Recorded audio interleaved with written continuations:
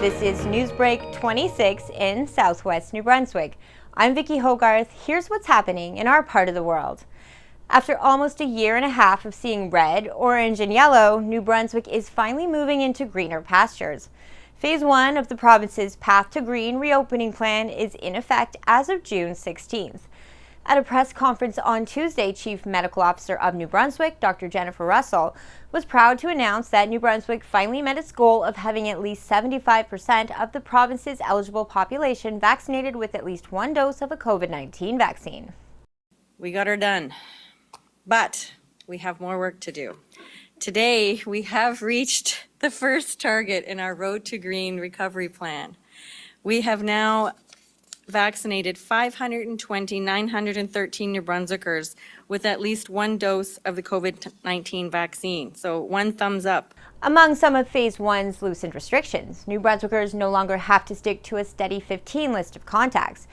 Effective midnight tonight, New Brunswickers will be allowed to have contact with all family and friends in areas at the yellow alert level.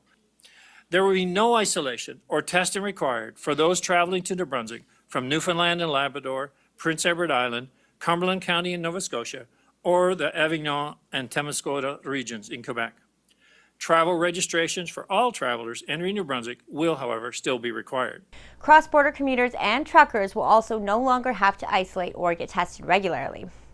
In order to enter Phase 2 of the province's path to reopening on goal, 20% of New Brunswickers aged 65 and older need to be double vaccinated. Premier Higgs is confident we are ahead of schedule to meet that goal and could see Phase 2 go into effect as early as this week. Our province will soon be open to all of Atlantic Canada, including Nova Scotia, once we enter Phase 2 on our path to green. And with your continued help and enthusiasm for the second vaccination, this will happen later this week.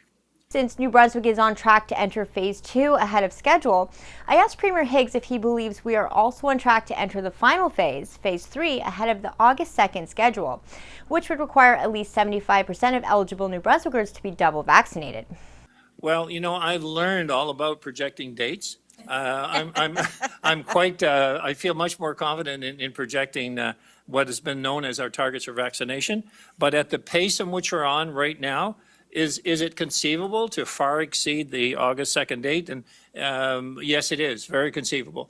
On June 21st, all eligible New Brunswickers can book a second dose appointment as long as at least 28 days have passed since their first dose.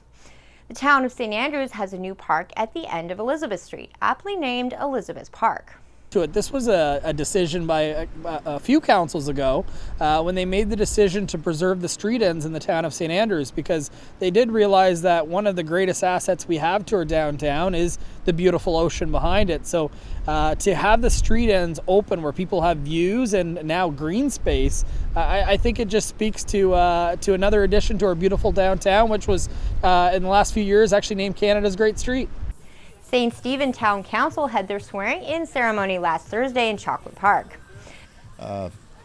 Looking forward to working with the staff of the town of St. Stephen. I've learned a lot with you guys in the last 5 years, and I'm looking forward to hopefully 4 more, not 5, but we'll see. As CHCO expands our coverage of town council meetings across southwest New Brunswick, viewers can now watch full town council coverage on CHCO for St. George, St. Andrews, Graminan, and Blacks Harbour, with St. Stephen soon to follow. Check the TV guide for more information. Finally, if you've noticed pops of color on painted rocks scattered around the town of St. Andrews, you have the Seniors Club, the Spin Drifters, to thank for the joyful accents in the community. And we placed probably 130 rocks all throughout the town. We went up King Street to the library and the museums and the churches. That's all the news I have for you. For more stories and live streamed COVID-19 updates for the province, follow us on Facebook at CHCO.TV.